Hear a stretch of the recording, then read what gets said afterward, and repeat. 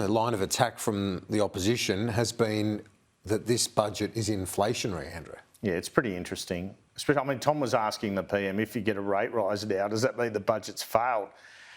Tough one, because I expect another rate rise. I mean, this is the thing. Before this budget, the Reserve Bank indicated it wasn't the last rate rise. But at the press club, the Treasurer was asked about this again. There is a lot of extra spending in this budget, but there's a fair bit of saving. There's a fair bit of tax. They are recording a surplus. So it's not a black and white argument, Kieran, put it that way. Have a listen to this. When the Reserve Bank meets next month, if they put up interest rates, will that be your fault? Well, first of all, obviously I don't preempt the decisions taken independently by the Reserve Bank Board. Never have, never will. Don't intend to do that today.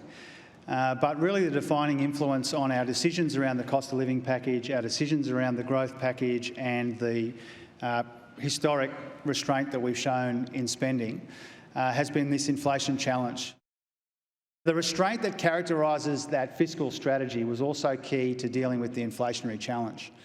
Our budget is contractionary when inflation is at its highest this year. All this means that our fiscal position is clearly not working against the Reserve Bank. And you'd have to think from the rhetoric from the opposition that Peter Dutton's budget reply speech tomorrow night will focus on measures to attempt to reduce inflation. You'd think it'd have to after the rhetoric. Listen to Shadow Finance Minister Jane Hume on this with Laura Jays this morning.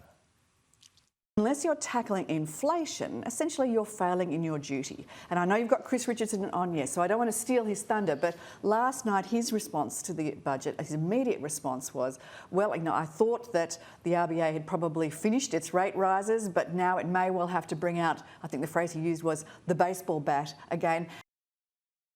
There's a new tax on truckies in a freight charge, a fuel charge, and because of that, you know, that's actually going to affect both agriculture and transport, and that's going to push the prices of food and groceries even higher.